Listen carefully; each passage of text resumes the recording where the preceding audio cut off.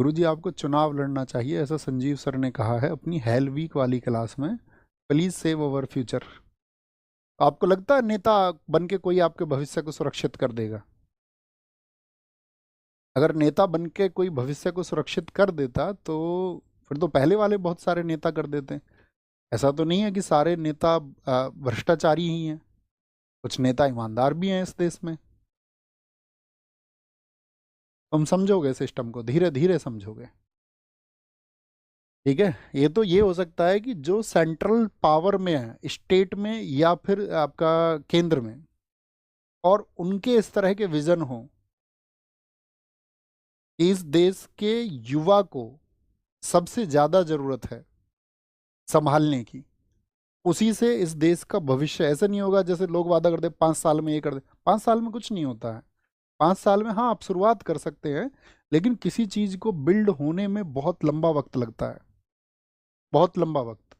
हो सकता है जैसे आप समझिए हमारे देश के वैज्ञानिक हैं, वो प्रयोग कर रहे हैं, तो उनको भी पता है कि मेरी ताउम्र ये प्रयोग सफल नहीं हो पाएगा। जैसे कि ये दुनिया कैसे बनी, ये प्रयोग चल रहा है। तो ये प्रयोग कब से चल रहा है? जब से विज्ञान का जन्म हुआ है तब से ये प्रयोग चल रहा है। 2012 में एलएचसी प्रयोग हुआ, लार्ज हैड्रन कोलाइडर, एलएचसी। उसके पहले, बहुत पहले पीटर ने इसके बारे में घोषणा की थी 48 वर्ष पहले, यानी कि 64 में उन्होंने घोषणा की थी, 1964 में, कि ऐसा कुछ है। तो लोगों ने उनकी बात को नहीं माना। 2012 में फिर प्रयोग हुआ। अभी उस प्रयोग को भी हुए 13 वर्ष हो चुके हैं, तो अभी भी मतलब आपका सारी चीज़ें, पिक्चर क्लियर नहीं हुई है। तो बहुत सारे साइंटिस्ट ये होते हैं कि मेरा पूरा जीवन भी चला जाएगा तब भी ये प्रयोग नहीं होगा, आने वाली पीढ़ियां जो होंगी वो इसको आगे बढ़ाएंगी। इसी तरह देश का विकास होता है। मान के चलो चीनी सरकार है तो वो एक विजन देख रही है, चीन गवर्नमेंट, कि ये देश अब नहीं 50 साल बाद कैसा होगा, और उसके लिए जरूरत है इस देश के युवाओं को स्किलफुल बनाने की। कि मान के चलो गवर्नमेंट जॉब, आप सब गवर्नमेंट जॉब का आपका लक्ष्य है कि आप गवर्नमेंट जॉब पाएं, लेकिन मान के चलो आप गवर्नमेंट जॉब नहीं पा पाए, तो आपके पास कौन सी स्किल्स हैं, क्या वो सुविधाएं हैं इस देश में? अब आप, बहुत सारे लोग बोलते नहीं, पॉपुलेशन कारण है। तो फिर चाइना में तो हमसे ज़्यादा पॉपुलेशन है। चक्कर क्या है कि हमारे देश में R&D पे जो पैसा खर्च होना चाहिए, रिसर्च एंड डेवलपमेंट पर, वो अमेरिका के कंपैरिजन में बहुत कम है। अमेरिका और चाइना में रिसर्च एंड डेवलपमेंट पर जो पैसा खर्च होता है वो लगभग बराबर है। तो जब किसी देश में R&D पर पैसा ही खर्च नहीं हो रहा है, तो कैसे फिर मतलब स्किलिंग बढ़ाई जा सकती है यूथ की? तो वो तो फिर उन सरकारों को विचार करना चाहिए, किसी इंडिविजुअल नेता के सोचने से नहीं हो सकता है कि एक नेता सोच ले। क्योंकि एक नेता स्थानीय रूप से शायद कुछ चीज़ों को करेगा तो उसके लिए भी उसको फंड चाहिए होंगे, तो गवर्नमेंट उसको उसके लिए सपोर्ट करे, ये जरूरी नहीं है। क्योंकि ज़्यादा से ज़्यादा क्या हो सकता है, व्यक्ति एक विधायक या सांसद हो सकता है, लेकिन वो करेगा तो गवर्नमेंट से ही डिमांड, और गवर्नमेंट उस मूड में है या नहीं है इस बात पर निर्भर करता है।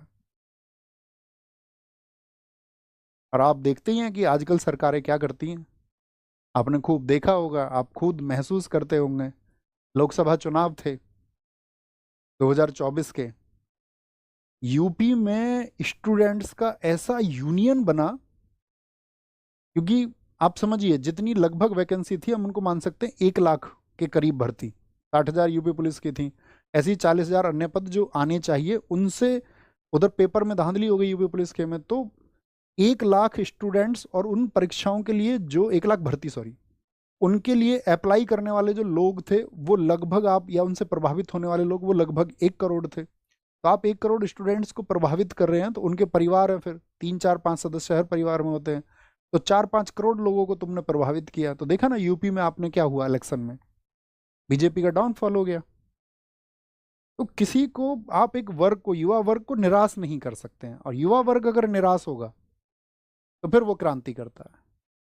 जेपी साहब ने, अब आपका दिल्ली में इस देश की केंद्रीय सत्ता इंदिरा गांधी को चुनौती देती थी। हालांकि वो सक्रिय राजनीति से संन्यास ले चुके थे, लेकिन जयप्रकाश नारायण, उनको गांधी मैदान में बुलाया गया कि आपको इन छात्रों को संबोधन करना है। तो वहां पे 5 लाख लोगों की भीड़ थी, और उस भीड़ ने, उन युवाओं ने इस देश में क्रांति कर दी। ठीक है, तो गवर्नमेंट को